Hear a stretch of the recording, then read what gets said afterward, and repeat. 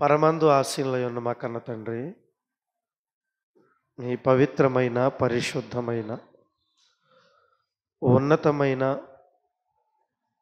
శ్రేష్టమైన మీ నామమునకు స్తుతులు చెల్లిస్తున్నాం నాయన. ఇదిగో నా తండ్రి, నిత్యము మీ మాటల చేత బోధింపబడుతున్న వారు అదృష్టవంతులు. ఆ మాటలు విని వాటి ప్రకారం బ్రతికిన వారు ఇంకా అదృష్టవంతులు తండ్రి. ఆ లెక్కల్లో మేము ఉన్నందుకు ఈరోజు ఇంకా సజీవులుగా ఉండి తండ్రి, మిమ్మల్ని తెలుసుకుని మా జీవితాలను ఫలింప చేసుకునే భాగ్యాన్ని మాకు అనుగ్రహించినందుకు మరొక మారు మీకు వందనాలు చెల్లిస్తున్నాం.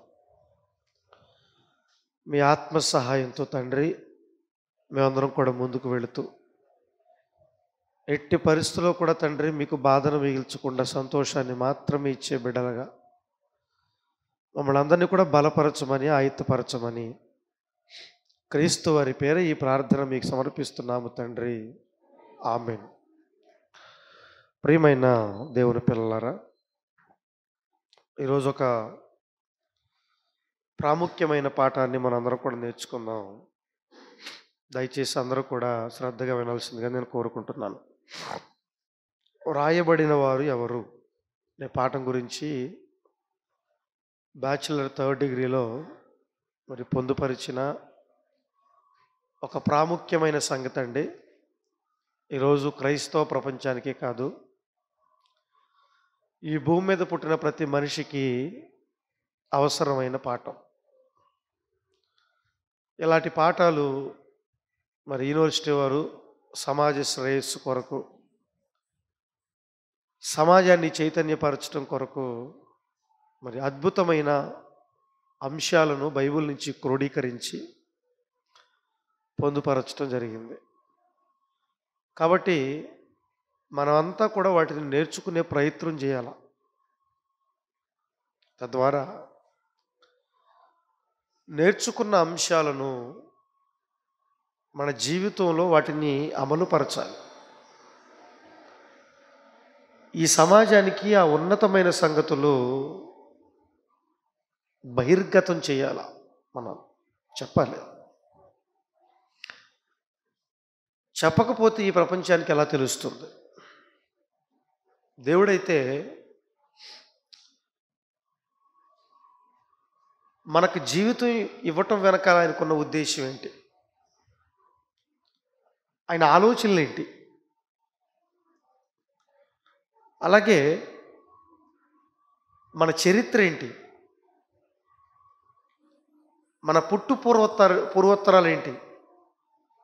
అలాగే మనల్ని, ఈ ప్రపంచాన్ని సృష్టించిన కన్న తండ్రిని గూర్చిన పరిపూర్ణమైన జ్ఞానం తన గ్రంథంలో నిక్షిప్తం చేసి ప్రపంచానికి దేవుడు అందించాడు, తెలియపరిచాడు. అది ఎన్ని రకాలుగా అవకాశాలు ఉంటే అన్ని రకాలుగా ఈ ప్రపంచానికి తెలియపరచడానికి దేవుడు ప్రయత్నం చేస్తూనే ఉన్నాడు.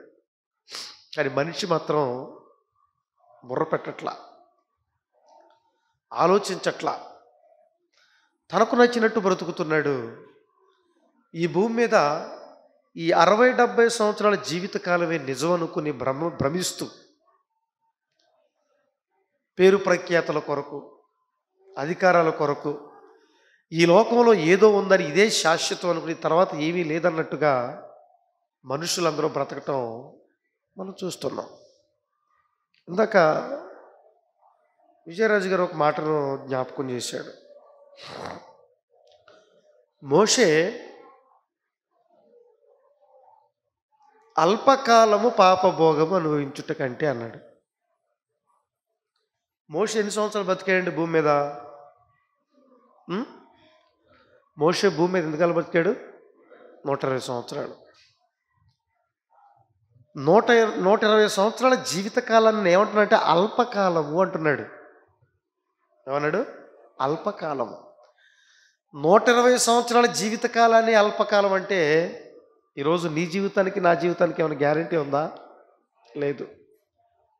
ఒకవేళ బ్రతికిన 60-70 సంవత్సరాలు అధిక బలం ఉన్న ఎడల 80. అంతే కదండి. 120 సంవత్సరాలని అల్పకాలం అని మోషే గారు మాట్లాడుతుంటే, ఏమండి ఈరోజు మనకున్న ఆయుష్కాలం, ఈరోజు మనిషి జీవితానికి ఉన్న గ్యారంటీ గురించి మనం ఆలోచిస్తే అసలు మన జీవితం ఏ పాటి చెప్పండి. అంతే కదా. ఈ అల్పకాలము, ఈ ఆవిరి లాంటి జీవితంలో ఏదో కావాలని మనుషులు ప్రాకులాడుతున్నారే, ఇదే నిజం అనుకుని, ఇదే వాస్తవం అనుకుని, ఈరోజు మనుషులు వేసే వెర్రితలలు, మనుషులు చేసే ప్రయత్నాలు అన్నీ ఇన్ని కాదండి. ప్రియమైన దేవుని పిల్లలను ఆలోచించండి ఒకసారి. కానీ మన జీవితం ఏంటో, మన ప్రస్థానం ఏంటో, మన చరిత్ర ఏమిటో గ్రంథరాజు అయిన బైబిల్లోకి వెళ్ళి మనం చాలా జాగ్రత్తగా ఆలోచిస్తే మనకు అర్థమవుతుంది. ఆయన ప్రతి విషయాన్ని మనకు తేటతెల్లం చేశాడు దేవుడు. ఆయన గురించా, ఆయన సృష్టించిన ఈ సృష్టి గురించా, లేదా ఆయన పోలికగా పుట్టిన మనుషుల గురించా, అన్ని విషయాలు చెప్పాడండి దేవుడు. అందుకే అపోస్తలుడైన పౌలు గారు రోమీయులకు రాసిన పత్రిక, మీ అందరికీ తెలిసిన మాట, మరొకసారి చూద్దాం. చూడండి ఒకసారి. అపోస్తలుడైన పౌలు గారు రోమీయులకు రాసిన పత్రిక 1వ అధ్యాయం 19-20 వచనాలు ఏం చెప్తున్నాడంటే, అపోస్తలుడైన పౌలు గారు రోమీయులకు రాసిన పత్రిక 1వ అధ్యాయం 19-20 వచనాలు ఏం చెప్తున్నాడండి? ఎందుకనగా దేవుని గూర్చి తెలియశక్యమైనది ఏదో అంటున్నాడు. చూడండి, ఈ ప్రపంచానికి దేవుని గురించి తెలుసుకోవాలన్న జిజ్ఞాస ఉంటే అంత జ్ఞానం ఎక్కడుందిలేండి మనిషికి. ఈ సృష్టి ఏంటి, ఈ సృష్టిలో మనిషి ఏంటి, కన్నులెత్తి పైకి చూస్తే కనబడుతున్న ఆకాశ నక్షత్ర రాశులేంటి, గ్రహ శకలాలేంటి, ఈ భూమి ఏంటి, వీటి గురించి ఆలోచిస్తే దేవుడు అర్థమవుతాడు. వాస్తవానికి ఆలోచించేవాడు ఎవడు? అంతే కదా. బుద్ధి బుర్ర ఉన్నవాడైతే, జ్ఞానం ఉన్నవాడైతే దేవుణ్ణి ఆలోచిస్తాడు. జ్ఞానం లేని వాళ్ళు ఏం చేస్తారు చెప్పండి? ఉన్నదాన్ని అనుభవిస్తూ కడకు దేవుడు లేడన్నట్టుగా బ్రతుకుతున్నారు మనుషులు. ఇది దేవుడిని నమ్మిన వాళ్ళు కూడా. అది విచారకరం. దేవుని గురించి తెలియశక్యమైనదేదో అంటున్నాడు. చూడండి, దేవుని గురించి తెలియశక్యమైనదేదో అంటే దేవుడు గురించి నువ్వు ఏమైతే తెలుసుకోవాలనుకుంటున్నావో ఏం చేసినట్టు ఆయన, అది వారి మధ్య దేవుడు విశదపరిచెను, తెలియపరిచినట్ట మనకి. నాకు అర్థం కావట్లేదండి, దేవుడు ఎవరు నమ్ముకోలో తెలియట్లేదండి అని అంటారు మనుషులు. ఏది వాస్తవం ఏది అబద్ధం నాకు తెలియట్లేదండి అంటుంటారు ఇంకొంతమంది. కానీ దేవుడు అంటున్నాడు, రే నాన్న, నా గురించి నువ్వు ఏదైతే తెలుసుకోవాలనుకుంటున్నావో, నా గురించిన పూర్తి ఇన్ఫర్మేషన్, పూర్తి సమాచారం ఏం చేసినట్టు ఆయన భూమి మీద ఉన్న ప్రతి మనిషి ముందు తేటపరిచేట ఆయన, బయలుపరిచేట ఆయన, విశదపరిచెను. ఇప్పుడు చెప్తున్నాడు ఎలా అంట, ఒకటి చెప్తున్నాడు చూడండి. ఆయన అదృశ్య లక్షణం అంటే ఆయన కనపడ్డు, ఆయన చెప్తున్నాడు. ఆయన అదృశ్యుడు, దేవుడు కనపడ్డు. కానీ ఎలా తెలుసుకోవాలంటే ఆయన లక్షణాలను బట్టి మనం తెలుసుకోవాలి. ఎలా తెలుసుకోవాలి? లక్షణాలను బట్టి. అంతే కదండి. ఇప్పుడు ఒక చెట్టు ఉంది, ఆ చెట్టు ఆకులను బట్టి, దాని ఆకృతిని బట్టి, దానికి అది ఫలించిన పళ్ళను బట్టి మనం పలానా చెట్టు అని దాని లక్షణాలు బట్టి మనం చెబుతాం. అవునా కదా? లక్షణాలు. అలాగే దేవుడు కూడా ఈ ప్రపంచంలో మనుషులను ఎలా తెలుసుకోవాలంటే లక్షణాలను బట్టి తెలుసుకోవాలట. దేవుడికున్న క్యారెక్టర్స్ని బట్టి తెలుసుకోవాలి మనం, లక్షణాలు. ఆయన అదృశ్య లక్షణాలు ఎక్కడున్నాయి చెప్తున్నాడు చూడండి. ఆయన అదృశ్య లక్షణములు అనగా ఆయన నిత్యశక్తి చెప్తున్నాడు. ఈ నిత్యము శక్తి ఎక్కడి నుంచి వస్తుంది? నిజమే కదా. ఒక బండి నడపాలంటే బండిలో నువ్వు పెట్రోల్ ఎంత పోస్తావు? లీటర్ పోస్తావా, 2 లీటర్లు పోస్తావా? పోయి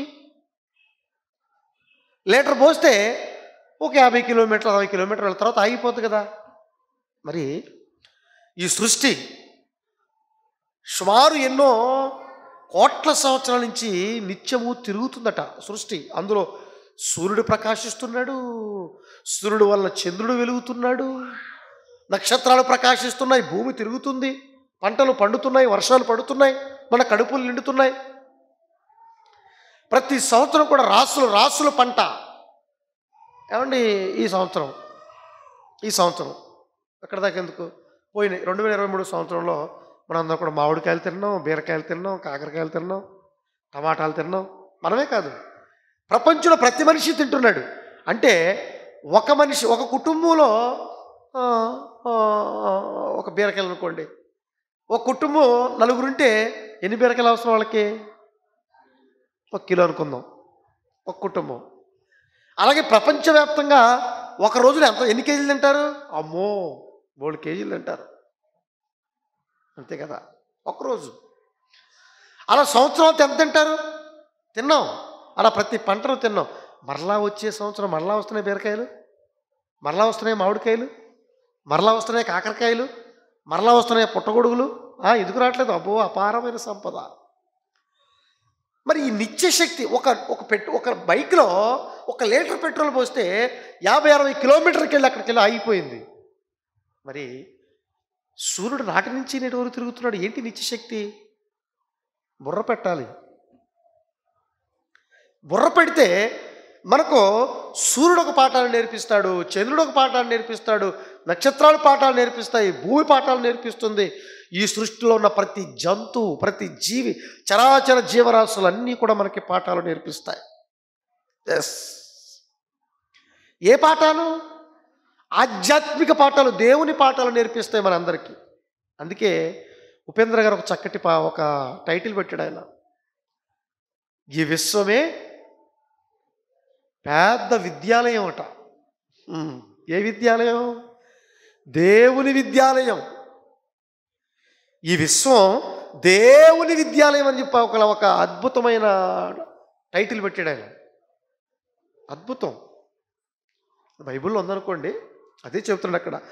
ఆయన అదృశ్య లక్షణం అనగా ఆయన నిత్యశక్తియు దైవత్వము. దేవత్వము, సృష్టిలో దైవత్వం ఉందట. ఆ లక్షణాలు బట్టి చూస్తే మీకు అర్థమవుతుంది అందులో దైవత్వం ఉందని. దేవుడు అంటే ఇచ్చేవాడు, దేవుడు అంటే ప్రేమించేవాడు, దేవుడు అంటే పక్షపాతం ఉండదు ఆయనకి. ఈ లక్షణాలు ఎక్కడ కనపడుతున్నాయి? చెట్లో కనపడతాయి, ప్రకృతిలో కనపడుతుంది, జంతువుల్లో కనపడుతుంది. సృష్టికి పక్షపాతం లేదండి. పలానావాడి క్యాస్ట్ వాడు వెళ్తేనే పళ్ళిస్తాను అందది. నువ్వు ఎక్కడ వేసుకున్నా చెట్టు మొలుస్తుంది, కాయలు కాస్తాయి. చెట్టు కాయ కోసుకుంటే నువ్వు పోయొద్దు నా యజమాని గారు అంటదేంటి? అందం, సమానత్వం, దైవత్వం. ఈ లక్షణాలు చూసి మనం అర్థం చేసుకోవాలి. దైవత్వము, తర్వాత జగదుత్పత్తి. ఈ సృష్టి ప్రొడ్యూస్ చేస్తున్నట్టు మనకి ఏం ప్రొడ్యూస్ చేస్తుంది? మనం బ్రతకటానికి కావలసిన నిత్యావసరాలన్నీ కూడా ఈ సృష్టి ప్రొడ్యూస్ చేస్తుంది. మనకి గాలిని ప్రొడ్యూస్ చేస్తుంది, నీటిని ప్రొడ్యూస్ అంటే ఉత్పత్తి చేస్తుంది నీటిని, రకరకాల ఆహార పదార్థాలను ఉత్పత్తి చేస్తుంది, నిత్యము శక్తిని ఉత్పత్తి చేస్తూనే ఉంది.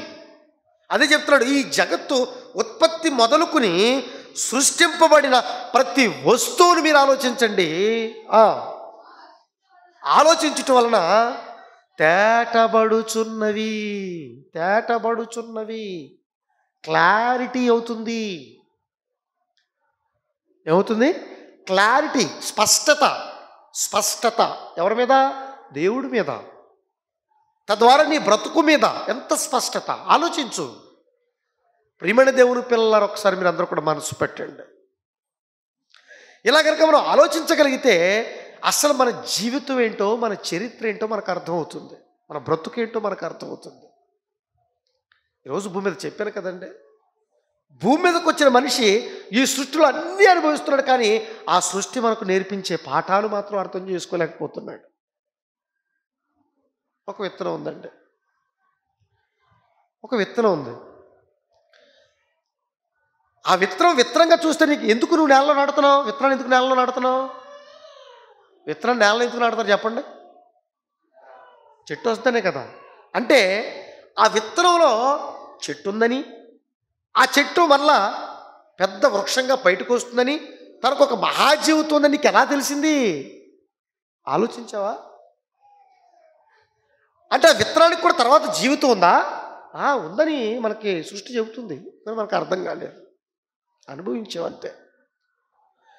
ఇలా సృష్టిని బట్టి మన గురించి మనం ఆలోచిస్తే బేరీజు వేయాలి, ప్రతిదీ ఆలోచించాలి. అప్పుడు మనకు అర్థమవుతుంది మనం ఏంటో, మన చరిత్ర ఏంటో. చెప్తున్నా చూడండి, భూమి మీద ఈ 60-70 సంవత్సరాల జీవితకాలమే నీ జీవితమా? ఇదే అనుకుంటున్నావా? నువ్వెవరు అనుకుంటున్నావు? నువ్వు భూమి మీదకు ఎందుకు వచ్చావు? ఏం చేస్తున్నావు? ఎలా బ్రతుకుతున్నావు? ఎవరు చెబుతారు ఈ ప్రపంచానికి? ఇవి అర్థం కాక ఎవరికి నచ్చినట్టు వాడు బ్రతుకుతున్నాడండి. అపోస్తలుడైన పౌలు గారు దేవుని సంకల్పాన్ని తెలుసుకున్నాడు. ఎవరి సంకల్పాన్ని? లాస్ట్ వీక్ మీరు సుందరరావు గారు లైవ్ ఉన్నట్టయితే ఒక అద్భుతమైన పాయింట్ చెప్పాడు ఆయన. పౌలు గారు దేనికోసం వెంపర్లాడాడంటే దేవుని సంకల్పాన్ని తెలుసుకోవడానికి చాలా ప్రయాసపడ్డాడు ఆయన. తన ప్రయాస, తన కష్టం. భూమి మీద బ్రతుకున్నప్పుడు ఎలాగో చాలా జీవితకాలం తనది అర్థమైపోయింది, వదిలేశాడు, అంటే వృధాగా గడిపేశాడు. తర్వాత దేవుడిలోకి వచ్చిన తర్వాత ఆయన సంకల్పం ఏంటి, ఆయన ఉద్దేశం ఏంటి, ఆయన ఆలోచనలు ఏంటి, అసలు నేను భూమి మీద ఎందుకు ఉండాలి, నా జీవితానికి ఉన్న సార్థకత ఏంటి అని వెతకటం ప్రారంభించాడు. దైవ సంకల్పాన్ని తెలుసుకునే ప్రయత్నం చేశాడు. ఆ క్రమంలో భాగంగా ఆ తండ్రి సంకల్పాన్ని తెలుసుకున్నాడు. తెలుసుకున్న తర్వాత కామగూరున్నాడా? మళ్ళీ నాకు తెలిసిన దైవ సంకల్పాన్ని నేను చెప్పకుండా ఏమీ కూడా దాచుకోలేదట ఆయన. అంటే ఏదైతే ఆ దైవ సంకల్పాన్ని తెలుసుకున్నాడో ఆ దైవ సంకల్పాన్ని ప్రపంచానికి తెలియపరిచాడు ఆయన. ఏంటి దైవ సంకల్పం, ఏంటి ఆయన చిత్తం, ఏంటి ఆయన ఉద్దేశం అంటే ఎఫెసీయులకు రాసిన పత్రిక మీ అందరికీ తెలిసిన మాట. ఆ మాట కూడా ఒకసారి చూడండి. అపోస్తలుడైన పౌలు గారు ఎఫెసీయులకు రాసిన పత్రిక 1వ అధ్యాయము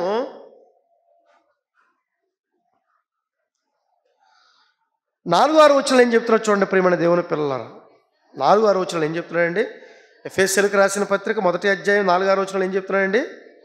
ఎట్లనగా తన ప్రియుని యందు తాను ఉచితముగా మనకు అనుగ్రహించిన తన కృపామహిమకు, తన దయ మహిమకు కీర్తి కలుగునట్లు, ఏమండి, తన చిత్త ప్రకారమైన దయాసంకల్పం, చూడండి, తన చిత్త ప్రకారమైన దయాసంకల్పం చొప్పున యేసుక్రీస్తు వారి ద్వారా మనల్ని కుమారులుగా స్వీకరించడానికి మనల్ని ముందుగా ఈరోజు భూమి మీద పుట్టిన మనిషి గురించి చెప్తున్నాడు దేవుడు. మనల్ని ముందుగా, ఎంత ముందుగా అంటే జగత్తు పునాది వేయబడక ముందే. ఏమండి, మీరు జాగ్రత్తగా ఆలోచించండి. ఈ భూమి మీద మనిషి ఆలోచన ఎలా ఉంటాయంటే, ఏమండి, పుట్టిన తర్వాతే మనిషి గురించి మనం ఆలోచిస్తాం. మనిషి అంతే కదా, పుట్టిన తర్వాత ఆలోచిస్తాడు, ఎవరైనా కానివ్వండి. మనం పుట్టిన తర్వాత మన గురించి మనం ఆలోచిస్తాం, మనం పుట్టిన తర్వాత మన తల్లిదండ్రులు మన కోసం ఆలోచిస్తారు, అంతే కదా. కానీ ఆయన అంటున్నాడు, పౌలు గారు చెబుతున్నాడు, దేవుడు ఆలోచన చెబుతున్నాడు, ఒరే నాయనా, భూమి మీద పుట్టిన తర్వాతే కాదు నీ చరిత్ర, ఇదిగో నీ చరిత్ర గురించి దేవుడు రాస్తున్నాడు. ఎప్పటిది నీ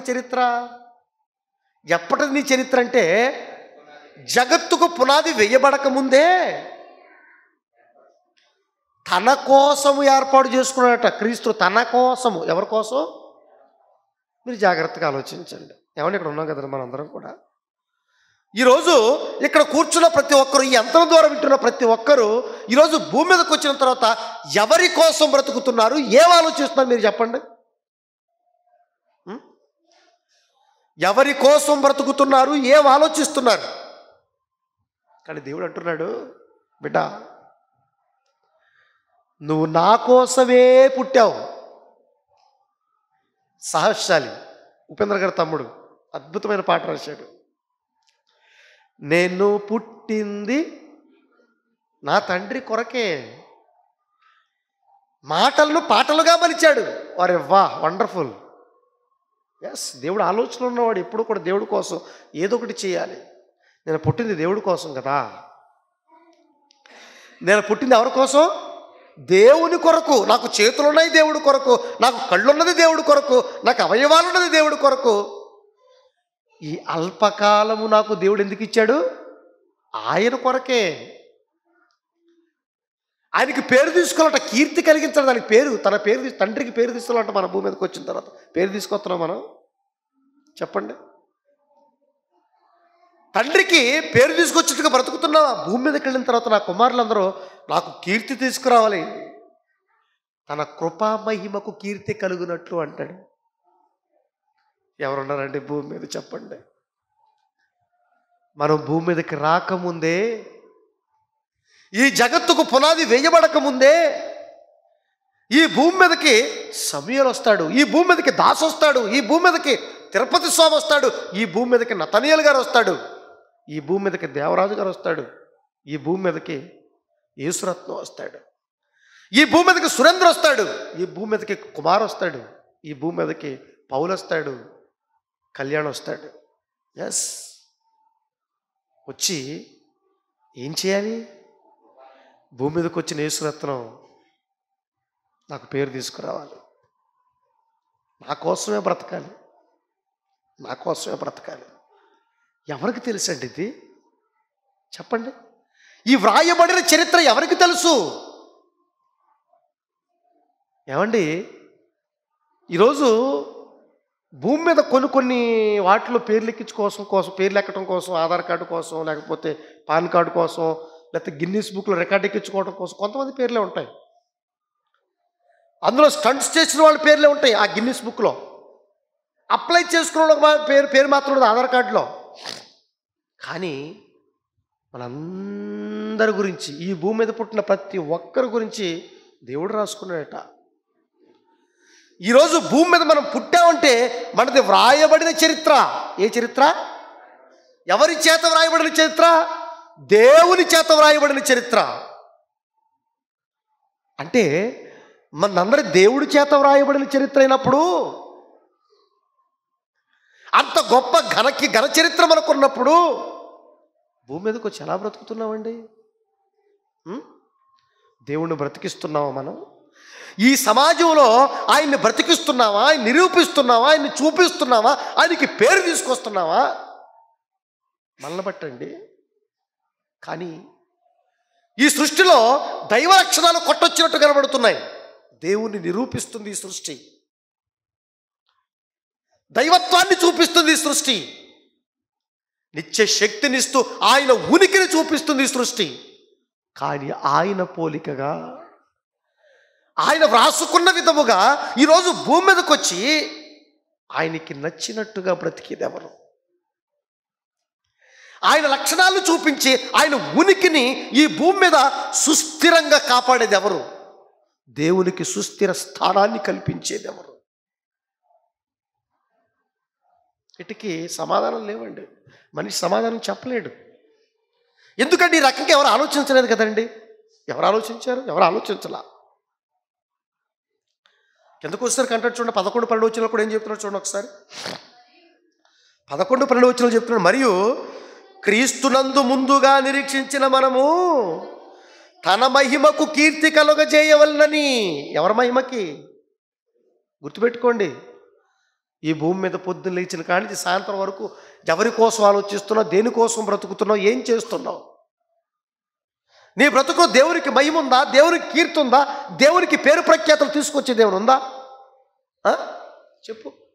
నీ తండ్రి కోసం ఏం చేయగలుగుతున్నావు? నీ తండ్రి కోసం మాట్లాడగలుగుతున్నావా? నీ తండ్రి కోసం ఎవరైనా చెప్పగలుగుతున్నావా? నీ తండ్రి దగ్గరికి ఎవరైనా తీసుకురాగలుగుతున్నావా? నీ తండ్రి గొప్ప కార్యక్రమాలు, ఆశ్చర్య కార్యక్రమాలను నువ్వు చెప్పగలుగుతున్నావా? నీ బ్రతుకులో చూపించగలుగుతున్నావా? ఏం చేయగలుగుతున్నావు? ఆలోచించు ఒకసారి. తన మహిమకు ఏం చెప్తున్నాడు? తన మహిమకు కీర్తి కలుగజేయవలనని దేవుడు తన చిత్త ప్రకారమైన సంకల్పం బట్టి మనల్ని ముందుగా నిర్ణయించాడట. ఏం చేశాడు? ముందుగా నిర్ణయించాడు, ఏర్పాటు చేసుకున్నాడు. ముందుగా మనందరినీ, ఈ భూమి మీద పుట్టిన ప్రతి ఒక్కరు దేవుడు ఏర్పాటు చేసుకున్నాడు, నిర్ణయించాడట. మనం నిర్ణయిస్తాం చూడండి, నువ్వు ఈ పని చేయాలి, నువ్వు ఈ పని చేయాలని నిర్ణయిస్తాను. చూడండి, ఇప్పుడు విజయరాజు గారు మేస్త్రి గారు, తన దగ్గరకు వచ్చే మేస్త్రులు, చిన్న మేస్త్రులు ఉంటారు, కూలీలు ఉంటారు. నువ్వు ఆ పని చేయి, నువ్వు ఈ పని చేయి అని నిర్ణయిస్తాడు. అంతే కదా, నిర్ణయిస్తాం. మన కుటుంబ యజమానిగా మన పిల్లలకు కొన్ని పనులు నిర్ణయిస్తాం. ఈ ప్రపంచాన్ని కలిగించిన దేవుడు కూడా, నిన్ను నన్ను అందరినీ కలిగించిన దేవుడు కూడా మనల్ని అందరినీ కూడా ఆయన పని కోసం నిర్ణయించాడు. ఏంటి అని పని?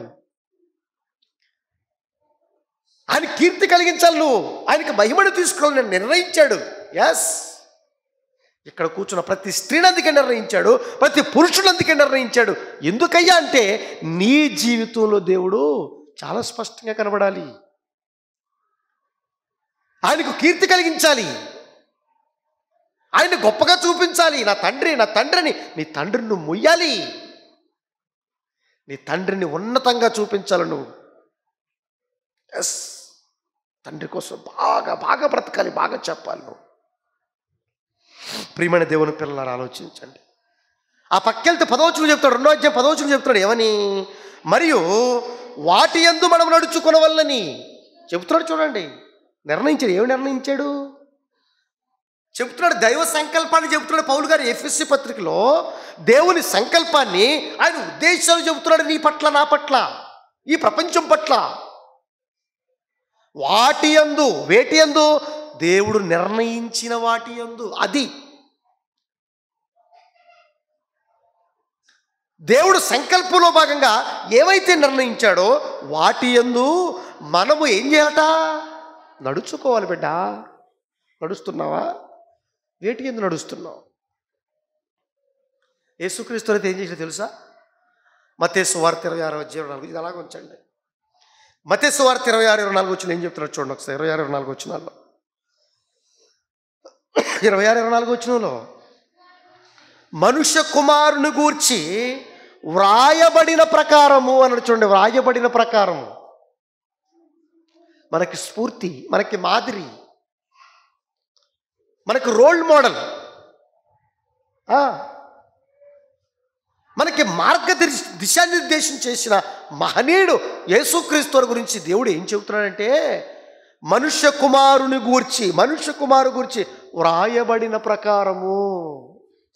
మరి నీకోసం నా కోసం కూడా రాయించుకున్నాడుగా, నీకోసం నా కోసం కూడా రాయించుకున్నాడు కదా. మనుష్య కుమారుని గురించి వ్రాయబడిన ప్రకారము ఆయన పోవుచున్నాడు. ఆయన ఏ ఉద్దేశంతో అయితే దేవుడు నిర్ణయించాడో, ఏ ఉద్దేశంతో అయితే భూమి మీదకి ఆయన పంపించాడో, ఏమని ఆయన గురించి వ్రాసుకున్నాడో ఆ ప్రకారమే వెళ్ళిపోతున్నాడట ఆయన. మరి నువ్వు నేను దేవుడు రాసుకున్నట్టుగా వెళ్తున్నావా? యేసుక్రీస్తు ఒక్కడే కదండి రాయబడింది. మనం కూడా రాయబడ్డామా? రాయబడ్డాం. మీ అందరికీ తెలుసు 139వ కీర్తన 16వ వచనంలో, మీ అందరికీ తెలిసిన మాట కదా. ఏమంటాడు?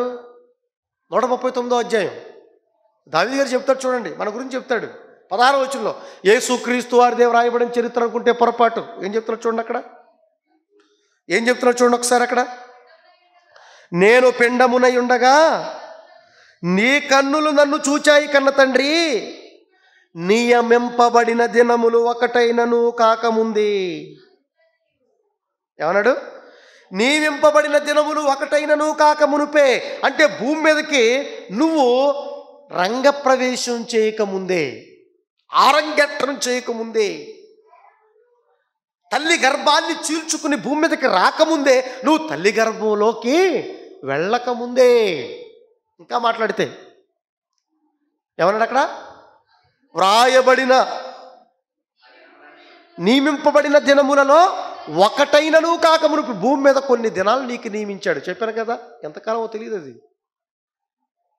నియమింపబడిన దినములు ఒకటైనను కాకమునుపే మన దినములన్నీ నీ గ్రంథంలో లిఖితములాయను. నీ గ్రంథం.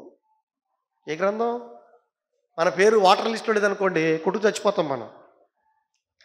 మన పేరు ఇంకో దగ్గర లేదనుకోండి, అబ్బో నా పేరు ఎందుకు లేదండి, నాకు ఆధార్ కార్డు లేదు, నా పేరు లేదండి, తప్పడిపోతుందని ఏడుస్తుంటాం. నీ పేరు ఎక్కడుందో తెలుసా? ఆయన గ్రంథంలో ఉందట. ఎవరి గ్రంథంలో ఉంది?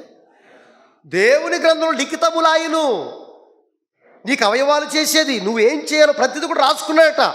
అలా స్క్రిప్ట్, దేవుడు రాసిన స్క్రిప్ట్, దేవుడు నిర్ణయించిన ప్రకారం మనుష్య కుమారుడు ఆయన వెళుతున్నాడు.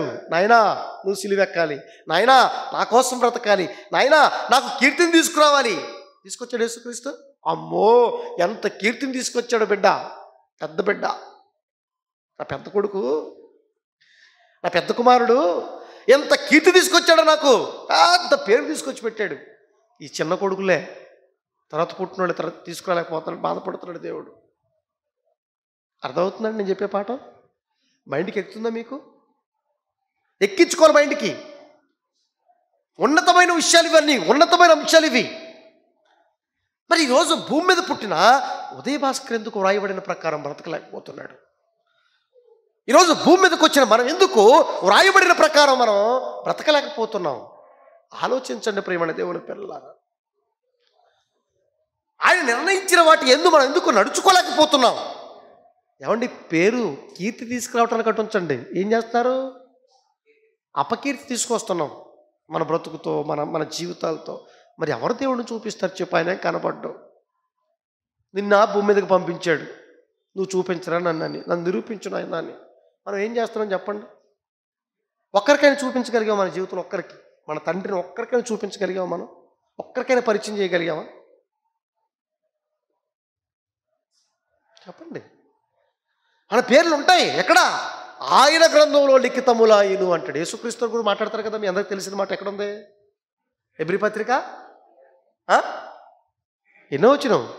10వ అధ్యాయము 5వ వచనం నుంచి చూడండి. ఆయన కూడా చెప్తున్నాడు.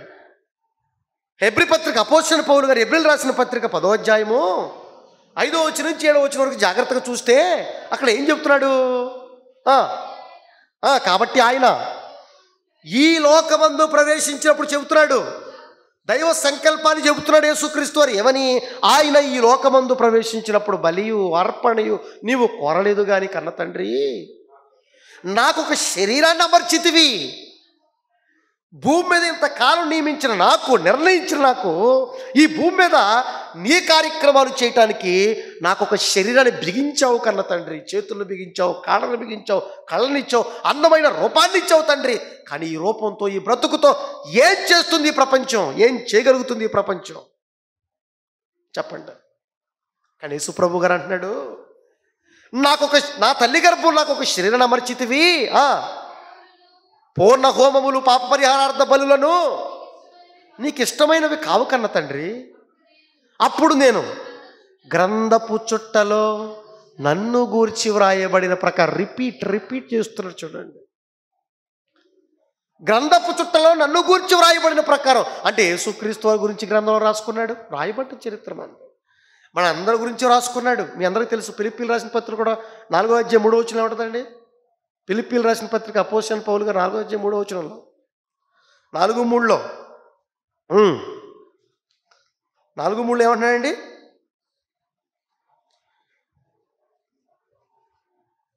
ఫిలిప్పీలకు రాసిన పత్రిక 4వ అధ్యాయము 3వ వచనం, అవును నా నిజమైన సహకారి క్లెమెంతుతోనూ నా ఇతరుల సహకారులతోనూ స్వార్థ పనిలో నాతో కూడా ప్రయాసపడిన వారు గనుక వారికి సహాయం చేయమని నిన్ను వేడుకొనుచున్నాను. ఆ సహకారుల పేర్లు జీవగ్రంథమందు వ్రాసెను కాదు, వ్రాయబడి ఉన్నవి. ఆల్రెడీ వ్రాయబడి ఉన్నవి. ఆ సహకారుల పేర్లట జీవగ్రంథంలో రాయబడి ఉన్నవట. ఆలోచించండి ప్రియమైన దేవుని పిల్లలను. ఇలా మన అందరి గురించి దేవుడు రాసుకున్నాడు, మన అందరి గురించి దేవుడు నిర్ణయించుకున్నాడు. అందుకే అంటాడు ఎఫెసీ 2:10లో, వాటి యందు మనం నడుచుకొనవలెనని. వేటి యందు? ఆయన వ్రాయబడిన ప్రకారం. భూమి మీదకి వచ్చిన పిల్లలు ఎలా బ్రతకాలి, ఎలా జీవించాలి, ఎలాంటి ఆలోచనలు కలిగి ఉండాలి, ఎట్లాంటి లక్షణాలు కలిగి ఉండాలి, ఏం చేయాలని ప్రతిదీ కూడా నేను ఏం చేశాడట? రాసుకున్నాడు. నీ గురించి, నా గురించి రాసుకున్నాడు. నీ గురించి, నా గురించి. వాటి యందు మనం నడుచుకొనవలెనని దేవుడు ముందుగా సిద్ధపరిచిన సత్క్రియలు చేయటానికి దేవుడు ముందుగా సిద్ధపరిచాడట. అంటే నువ్వు వస్తావని ముందుగా సిద్ధపరిచాడు.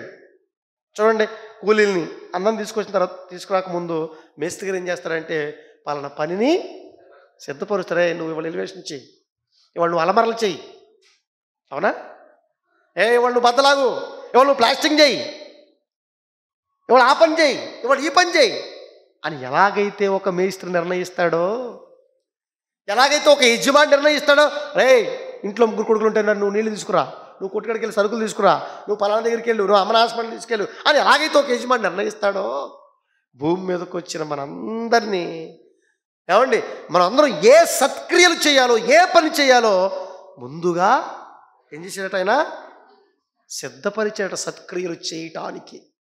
ఎంత అర్థవంతంగా ఉందో చూడండి, బైబిల్ ఎంత క్లారిటీగా ఉందో చూడండి. మరి చేస్తున్నావా చెప్పండి? మరి మనం చేస్తున్నావా? చెయ్యవలసిన, అందుకని ఈ మధ్య రిపీటెడ్గా వస్తుంది ఇది, ఏది దేవుడు ఏదైతే చేయమన్నది చేయట్లేదు, మరి ఏం చేస్తున్నారు? చెయ్యకూడనివి చేస్తున్నారు. సృష్టి అయితే చేయమన్న పనే చేస్తుంది, అంతే. చేయకుండా పని ఏం చేస్తుంది సృష్టి? చేయదు. కానీ మనిషి చేయమన్న పనులు మాత్రం చేయట్లేదు, కానీ చేయకూడని పనులు మాత్రం చేస్తున్నారు. చాలా తప్పండి అది. ఒక అద్భుతమైన సందర్భాన్ని మోషే సందర్భంలో చెప్తున్నారు చూడ. ఆ సందర్భాన్ని మనం చూడగలిగితే నిర్గమాకాండం 32వ అధ్యాయం, మీరు జాగ్రత్తగా ఆలోచించండి. నిర్గమాకాండం 32వ అధ్యాయం 31 నుంచి 33 వచనాలు ఏం చెప్తున్నారు చూడండి ఒకసారి. అందుకేనండి యేసుక్రీస్తు భూమి మీదకి వచ్చి ఏం చేసి తెలుసండి? తండ్రికి ప్రార్థన చేశాడు, మీ అందరికీ తెలుసు. యోహాను సువార్తలో 17వ అధ్యాయం 4వ వచనంలో, తండ్రి నీవు నాకు ఇచ్చిన పని ఏం చేశాడన్నాడు యేసుక్రీస్తు వారు? నీవు నాకు ఇచ్చిన పని ఏం చేసినట్ట అంటే, నా గురించి ఏమైతే రాసుకున్నావో, ఏ పనులైతే నిర్ణయించావో ఆ పని నేను ఏం చేశాను? సంపూర్ణంగా నిర్ణయించాడు. మనలాగా అరకొర కాదు, కాసేపు నిర్వహించి కాసేపు వినకుండా ఒకసారి పనికొచ్చి ఒకసారి పనిలకు రెగ్యులారిటీ ఉండదు. మనకి సంపూర్తి ఉండదు. పూర్తిగా దేవుడి కోసం మనం డెడికేట్ చేసుకోం. హాఫ్ లోకం హాఫ్ దేవుడు, హాఫ్ అది హాఫ్ ఇది, ఇలా ఉంటుంది మన పరిస్థితి. కానీ యేసుప్రభు ఏమంటాడో తెలుసండి? నన్ను గురించి ఏవైతే రాశావో కన్న తండ్రి, ఇదిగో భూమి మీద నేను సంపూర్తిగా ఏ సత్క్రియత నాకు ఇచ్చావో పూర్తిగా నేను ఏం చేశాను? నెరవేర్చాను, అంతే. నేను మహిమపరచమన్నావు, మహిమపరి చూపించాను కన్న తండ్రి నిన్ను. నా బ్రతుకులో నిన్ను సంతోషపెట్టాను, కానీ నన్ను నేను సంతోషపరచుకోలేదు. నన్ను నేను బాధ పెట్టుకున్నాను, కానీ మిమ్మల్ని మాత్రం నేను బాధ పెట్టలేదు కన్న తండ్రి. ఎస్,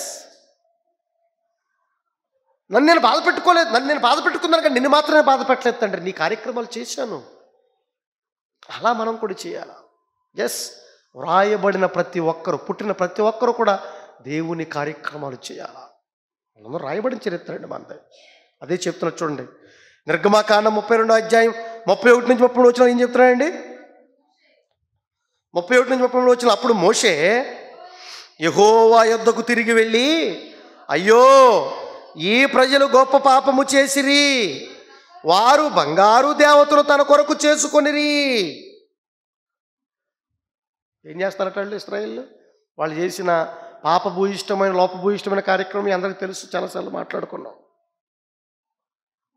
వాళ్ళ కోసం దేవుడు ఎన్ని కార్యక్రమాలు చేసినా దేవుడు మర్చిపోయి, ఏమండి దేవుడు చేసిన మేలు తలంచుకోక, దేవుడిని హృదయంలో ప్రతిష్ఠించుకోక, దేవుడి కోసం బ్రతకక, వారికి నచ్చినట్టు వారు బ్రతుకుతూ పాపాలు చేసుకుంటూ ముందుకెళ్ళిపోయారండి.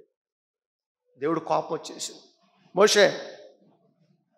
మోషే వాళ్ళ కోసం నియమించాను మోషే, కానీ వాళ్ళు బుద్ధి జ్ఞానం లేకుండా బ్రతుకుతున్నారు. మోషే నేను సహించలేకపోతున్నాను ఇక అని ఏమన్నాడు?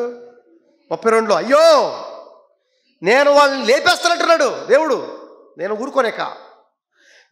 ఊరుకోను మోషే, ఇక వాళ్ళని ఒక్కడు కూడా లేకుండా తుడిచేస్తాను, వాళ్ళని నలిపేస్తాను, వాళ్ళ తొక్క తీసేస్తాను, వాళ్ళని చంపేస్తాను. మోషే ఏం చేస్తారు చూడు ఒకసారి, వాళ్ళు ఏం చేస్తారో చూడు, వాళ్ళ బ్రతుకులు చూడు. ఎందుకోసం పుట్టారు, ఎందుకోసం బ్రతకాలి వాళ్ళు? నా సంకల్పాన్ని, నా ధర్మశాస్త్రాన్ని ఎందుకు ఇచ్చాను వాళ్ళకి? వాళ్ళ పరిస్థితి బాగాలేదు, వాళ్ళ జీవితం బాగాలేదు, వాళ్ళ బ్రతుకు బాగాలేదు, వాళ్ళ గురించి వాళ్ళకి అర్థం కావట్లేదు. ఈ భూమి మీద జీవితం అనుకుంటున్నారు, దేనికోసం ప్రాకులాడుతున్నారు, దేనికోసం బ్రతుకుతున్నారు. నన్ను మర్చిపోయారు మోషే. తుడిచేస్తానంటే అప్పుడు ఏమంటున్నాడు? అయ్యో అయ్యో తండ్రి మొరపెడుతున్నాడు ఒక దైవజనుడు. అయ్యో తండ్రి, ఒక దైవజనుడు గుండెలు బాదుకుంటున్నాడు దేవుడి దగ్గర. ఈ మనుషులు చూసి దేవునికి మనుషులకి మధ్య ఒక వారిదిగా ఉంటూ, అయ్యో నీవు వారి పాపమును ఒకవేళ పరిహరించితివా, అయ్యా వాళ్ళ పాపాలు క్షమించి ఒక్క అవకాశం కన్న తండ్రి, ఒక్క అవకాశం. ఒకవేళ నీవు లేని ఎడల పరిహరించకపోతే నీవు రాసిన నీ గ్రంథములో నుండి నా పేరు తుడిచివేయమని బతిమాలు కొనుచున్నాను. Please please consider request. ఒకవేళ ఈ దేవదాసుడు మాట నువ్వు వినకపోతే, నువ్వు రాసుకున్నావు కదా నీ గ్రంథంలో నా పేరు తీసేయి అంటే, ఆల్రెడీ అప్పటికే మోషే గారి పేరు దైవ గ్రంథంలో ఉందా? ఉంది, రాయబడిన చరిత్ర రాయబడి ఉంది. ఒకవేళ నువ్వు వాళ్ళ పాపం పరిహరించకపోతే, నువ్వు అన్నట్టుగా వాళ్ళని చంపేస్తే నీ పరిస్థితి ఏంటి తండ్రి? నువ్వు ఎందుకు వాళ్ళని 430 సంవత్సరాల బానిసత్వంలో నలిగిపోయిన వాళ్ళని ఎందుకు బయటికి తీసుకురావాలి? ఎందుకు నడిపించాలి? మరలా ఎందుకు చంపేయాలి? నీకు బ్యాడ్ నేమ్ వస్తుంది తండ్రి, నీకు చెడ్డ పేరు రాకూడదు నాయన, చెడ్డ పేరు రాకూడదు. పా ఈ సందర్భాన్ని బట్టి నేర్చుకోవాల్సిన విషయాలు చాలా ఉన్నాయి. ఆలోచించండి ఒకసారి. అందుకే 33 వచనం కూడా ఏం చెప్తున్నాడు? 33 వచనంలో అందుకు యెహోవా, ఇప్పుడు చెప్తున్నాడు, అందుకు యెహోవా మోషే చెప్తున్నాడు, ఎవని పేరు ఎవడు నా ఎదుట పాపము చేసినో వాని నా గ్రంథములో నుంచి తుడిచివేస్తాను. మోషే ఆల్రెడీ మన కోసం రాసుకున్నాడు. ఇప్పుడు ఒకవేళ దేవుని ఎదుట మన పాపాలు చేసుకుంటూ వెళ్ళిపోయాం అనుకోండి, ఇప్పుడు నా పేరు ఆయన రాసుకున్న గ్రంథంలో ఉంది. ఆ గ్రంథంలో ఆ పేరు అలాగే పదిలిగా ఉండాలంటే వ్రాయబడిన ప్రకారం మనం బ్రతకాలి. వ్రాయబడిన ప్రకారం మనం బ్రతకలేదు అనుకోండి, అదే పాపం. దేవుడు చెప్పినట్టుగా బ్రతకపోవటమే పాపం, ఆజ్ఞాతిక్రమణ. ఇప్పుడు నా ఎదుట ఎవడు పాపము చేసినో వాని నా గ్రంథంలోంచి తుడిచేస్తాను మోషే. ఇప్పుడు నీ పేరు ఉండాలా వద్దా? ఇక్కడ కూర్చొని నీ పేరు ఉండాలా వద్దా? మన పేర్లు ఉండాలంటే మనం ఎలా బ్రతకాలి? వ్రాయబడినట్టు బ్రతకాల, దేవుడు చెప్పినట్టు బ్రతకాల, యేసుక్రీస్తులా బ్రతకాలి, భక్తులా బ్రతకాలి. ఒకళ్ళ బ్రతకపోతే నీ పేరు కొట్టేస్తాడు. స్కూల్కి ఆబ్సెంట్ అయిపోతున్నావు, రోజు వెళ్తావు, ఏం చేస్తారు? స్కూల్లో నీ పేరు తీసేస్తారు. ఉద్యోగం వచ్చింది, ఉద్యోగం సరిగ్గా వెళ్తలా, రెగ్యులారిటీ లేదు, ఏం చేస్తారు? నీ పేరు కొట్టేస్తారు. దేవుడు నీకు బ్రతికిచ్చాడు, జీవితాన్ని ఇచ్చాడు, నీకు నచ్చినట్టు నువ్వు బ్రతుకుతున్నావు. ఇప్పుడు దేవుడు ఏం చేయాలి? నీ పేరు తీసేస్తాడు. నీ పేరు తీసేస్తాడు. ఆ పేరు తీస్తే ఏమవుద్దండి? స్కూల్లో పేరు తీస్తే ఏమవుద్ది? బతుకుతాను నేను. ఉద్యోగంలో పేరు తీస్తే ఏమవుద్ది? ఇంకో పని చేసుకుంటాను. ఒకవేళ దేవుడే గనక జీవగ్రంథంలో నీ పేరు తీశాడో ఏమవుతుందో చూడండి ఒకసారి. ప్రకటన గ్రంథం 20వ అధ్యాయం 12వ వచనం. ప్రకటన గ్రంథం 20వ అధ్యాయం 12వ వచనం. ముందుగా మాట చూడండి, 12వ వచనం తర్వాత 15వ వచనం చదవండి. ఏమండి? ప్రకటన గ్రంథము 20వ అధ్యాయము 12వ వచనం 15వ వచనం. మరియు గొప్పవారేమి కొద్దివారేమి మృతులైన వారందరూ ఆ సింహాసనము ఎదుట నిలవబడి ఉండిట చూచి తిని. దర్శనంలో చూస్తున్నాడు యోహాను గారు. ఇప్పుడు ధనికుడు చచ్చిపోతాడు, పేదవాడు చచ్చిపోతాడు, ఏమండి అధికారి చచ్చిపోతాడు, అధికారం లేనివాడు చచ్చిపోతాడు, ఉన్నవాడు చచ్చిపోతాడు, అడుక్కునోడు చచ్చిపోతాడు. ఇప్పుడు ఎవడైతే చచ్చిపోతానంటే ఏమవుద్ది? మృతులైన వారందరూ, భూమి మీద పుట్టిన ప్రతి ఒక్కరు చేస్తాడుగా, మరణం అనివార్యంగా. ఈ చచ్చిన ప్రతి ఒక్కరూ ఆ సింహాసనం ఎదుట నిలబడి ఉండి చూచి తిని. అప్పుడు గ్రంథములు విప్పబడేను, గ్రంథములు విప్పబడేను. ఏమి విప్పుతాడట? నీ చెట్ట విప్పుతాడు. ఇప్పుడు నీ చెట్ట, ఎవరి చెట్ట? సమూయేలు చెట్ట విప్పుతాడు, ఉదయ భాస్కర్ చెట్ట విప్పుతాడు, దాస్ చెట్ట విప్పుతాడు, అమ్మగారి చెట్ట విప్పుతాడు, మీ పేర్లు చెట్ట విప్పుతాడు. ఇప్పుడు చెప్పాను కదా, లోకం కళ్ళు కప్పొచ్చు, లోకం తప్పించుకోవచ్చు, కానీ నువ్వు వేసిన ప్రతి అడుగును రాసుకుంటాడు ఆయన, లెక్కిస్తాడట. మా అడుగు జాడలు లెక్కించి ఉన్నావు కన్న తండ్రి. మేము లేచుడు తెలుసు, కూర్చోవటం తెలుసు, మా హృదయం ఏముందో తెలుసు, నాలుగుకి రాకముందు ఆ మాట ఏంటో తెలుసు. ప్రతిదీ కూడా ఏం చేస్తాడు ఆయన? రికార్డ్. అప్పుడప్పుడు చూడండి, ఫోన్ మాట్లాడితే మన ప్రతి మాట రికార్డ్ చేస్తారు కొంతమంది. నీకెంత టెక్నాలజీ ఉంటే దేవుడు ఏం చేస్తాడు? ప్రతిదీ రికార్డ్ చేస్తాడు, ప్రతిదీ, నో డౌట్. అందులో గ్రంథములు విప్పబడెను. నీకో గ్రంథం, నాకో గ్రంథం, అందరికీ గ్రంథాలు ఉన్నాయి, ప్రతి ఒక్కరికి గ్రంథం ఉంది. గ్రంథాలు విప్పబడెను, చిట్టా విప్పబడెను. ఏమైంది విప్పబడితే? మరియు జీవ గ్రంథమును వేరొక గ్రంథం విప్పబడెను. ఆ గ్రంథముల యందు వ్రాయబడి ఉన్న వాటిని బట్టి తమ క్రియలు చొప్పున మృతులు తీర్పు పొందితిరి. అంటే ఇక్కడ జీవ గ్రంథం ఉంది, నా గ్రంథాలు కూడా ఉన్నాయి. అవన్నీ ఇప్పుతారట. ఇప్పిన తర్వాత నువ్వేం చేసావో నీ కోసం అంతా రాసుకున్నాడు. ఇది ఒకటి లెక్క అయితే, అసలు జీవగ్రంథంలో నీ పేరు రాకపోతే ఇప్పుడు 15 వచ్చును. ఇది ఒక లెక్క. నీ లెక్క తేల్చడానికి ఒక బుక్కు, నీ లెక్క తేల్చడానికి ఒక బుక్కు, నిన్ను తుడి చేసిన పుస్తకం కూడా చూడు, నీ పేరు తీసేస్తాడు చూడు, అదొక బుక్కు. ఆ బుక్ తీస్తాడు. ఇప్పుడు ఆ బుక్కులో నీ పేరు ఉందా లేదా చూస్తాడు. ఇప్పుడు చూస్తే ఏమవుతుంది? ఎవరి పేరైనను జీవగ్రంథమందు రాయబడినట్టు కనబడని ఎడల వాడు అగ్నిగుండములో పడవేయబడును. అమ్మో, నీకు బ్రతుకునిచ్చి, నీకు పెట్టుబడి పెట్టి, నీకు అన్ని తెలియపరిచి, ఆయన గురించి తెలియశక్యమైనదేదో ప్రతిదీ విశదపరిచిన తర్వాత, అణువులు ఆయన పాఠాన్ని చెప్పిన తర్వాత, ఈ విశ్వాన్నే విద్యాలయంగా చేసిన తర్వాత కూడా నువ్వు విషయాన్ని తెలుసుకోకుండా, దైవ సంకల్పాన్ని తెలుసుకోకుండా, నీకు నచ్చినట్టుగా నువ్వు జీవిస్తే నిన్నెలా దేవుడు విడిచిపెడతాడో చెప్పు. మనకు అలవాటైపోయిందండి. ఏం అలవాటైపోయిందంటే, యేసుక్రీస్తు చెప్పిన మాటలు ఆ అగ్నిగుండం, నరకం, పాతాళం, ఏమవుతుంది? రెగ్యులర్, సీరియస్నెస్ లేదు. దేవుడి కోసం బతకపోతే నరకానికి పోతాం. సింపుల్గా అయిపోయింది కదండి, సింపుల్గా అయిపోయింది. ఒకనాడు దెయ్యాలతో యేసుక్రీస్తు సంభాషణ ఉంది, మీ అందరికీ తెలుసు. లోకా సువార్త 8వ అధ్యాయం అనుకుంటా, ఐ థింక్. సర్వోన్నతుడైన దేవుడు కుమారుడా, మాతో నీకేం పని? దయచేసి మాకు కొంతకాలం ఇచ్చావు కదా భూమి మీద, పాతాళానికి వెళ్ళమని, ఆ మండుట అగ్నిగుండంలోకి వెళ్ళమని ఆజ్ఞాపించొద్దు. ఎవరు వణుకుపోయేది? దెయ్యాలంటే నీకు నాకు వణుకు. దెయ్యాలకి ఏది చూస్తే వణుకు? పాతాళం చూస్తే దెయ్యాలకు వణుకు. మనకేమైనా ఉందా భయం? మనకి చెప్తా. నెక్స్ట్, ఆత్మ చావదు అగ్ని ఆరదని పాఠం ఉంది. ఈ పాఠాలు ఉన్నాయండి, మన చేతిలోనే పెట్టేసాడు అన్నీ. మహానుభావుడు సుందరరావు గారు తీసి. మనం చదివితేనేగా, నేర్చుకుంటేనేగా. ఆ భయభక్తి మనకు ఉంటేనే కదా. ప్రియమైన దేవుని పిల్లలు ఆలోచించండి. వ్రాయబడిన వారు ఎవరంటే ప్రతి ఒక్కరూ వ్రాయబడిన వారు. ఆ వ్రాయబడిన పేరు పదిలంగా ఉండాలంటే నువ్వు దేవుడు చెప్పినట్టుగా బ్రతకాలి, దేవుడు రాసుకున్న విధంగా బ్రతకాలి. ఒకవేళ దేవుడు చెప్పినట్టుగా నువ్వు బ్రతకపోతే నీ పేరు తుడిచేస్తాడు. ఎవరి పేరైతే అందులో ఉండదో వాడు ఎక్కడ ఉంటాడు?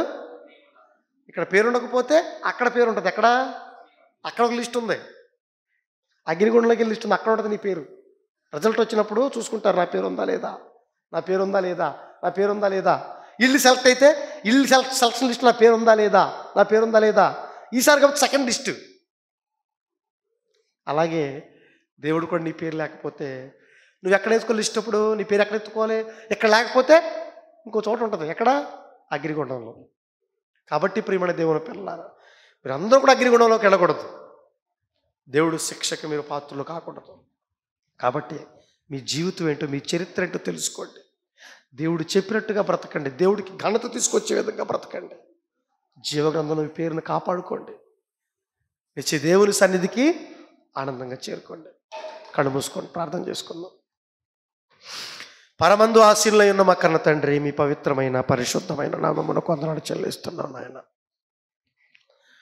ఇదిగో నా తండ్రి, మీ పిల్లలకి ఎన్నో విశేషమైన సంగతులు తెలియపరిచాం తండ్రి.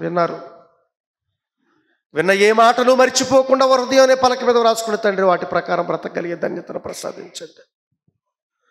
మా బ్రతుకుల్లో ఎల్లవేళలా మీకే మహిమ, ఘనత, ప్రభావం ఆరోపించాలి తండ్రి, రావాలి తండ్రి. మమ్మల్ని అందరినీ కూడా దీవించండి, ఆశీర్వదించండి కన్న తండ్రి. ఎట్టి పరిస్థితులను విడిచిపెట్టకుండా తండ్రి, మిమ్మల్ని బాధ పెట్టకుండా, మేము పాపం చేయకుండా తండ్రి, మీకోసం బ్రతకగలుగున విధమున తండ్రి మమ్మల్ని అందరూ కూడా బలపరచమని, ఆయుత్తపరచమని, స్థిరపరచమని అర్థిస్తున్నాం. మీ చిత్తానుసారమైన జీవితాన్ని మా అందరికి అనుగ్రహించండి. మా బ్రతుకుల్లో మీరే ఎల్లవేళలా మహిమ పొందుకోమని అడుగుతున్నాం తండ్రి. మీ చిత్తానుసారమైన జీవితం, మీ అధికారానికి లోబడే బ్రతుకు మా అందరికీ అనుగ్రహించమని అడుగుతున్నాం కన్న తండ్రి. నాయనా ఇదిగో తండ్రి, ప్రతి ఒక్కరిని ఆత్మీయంగా బలపరచండి. ఆరోగ్యంలో కూడా మీరు తోడుగా ఉండి మీ చిత్తం అయితే తండ్రి వారి పట్ల జరిగించి మీ పనిలో ముందుకు సాగించుకోమని, ఈ అంత్యకాలంలో, ఈ కడవరి దినాల్లో, ఈ భయంకరమైన దినాల్లో తండ్రి కనీసం మీ సంకల్పాన్ని తెలుసుకున్న కొద్ది మంది ఉన్న మేమైనా తొట్టిల్లకుండా పడిపోకుండా తండ్రి మమ్మల్ని మేము కాపాడుకుంటూ తండ్రి కనీసం ఒక్కరినైనా రక్షించే భాగ్యాన్ని మా అందరికి అనుగ్రహించమండి తండ్రి. మీ కోపాగ్నికి మేము బలి కాకూడదు తండ్రి. మీ ప్రేమకు పాత్రులుగా ఎప్పటికీ మేము ఉండాలి తండ్రి. అటు జ్ఞానాన్ని తెలుసుకుని మసులుకొని మేమందరం కూడా మేల్కొని తండ్రి మీ కొరకు ఉన్నతంగా ఫలించే ఒక ఫలభరితమైన జీవితాన్ని మా అందరికి అనుగ్రహించమని క్రీస్తు వారి పేరు ఈ ప్రార్థన మీకు సమర్పిస్తున్నాము తండ్రి.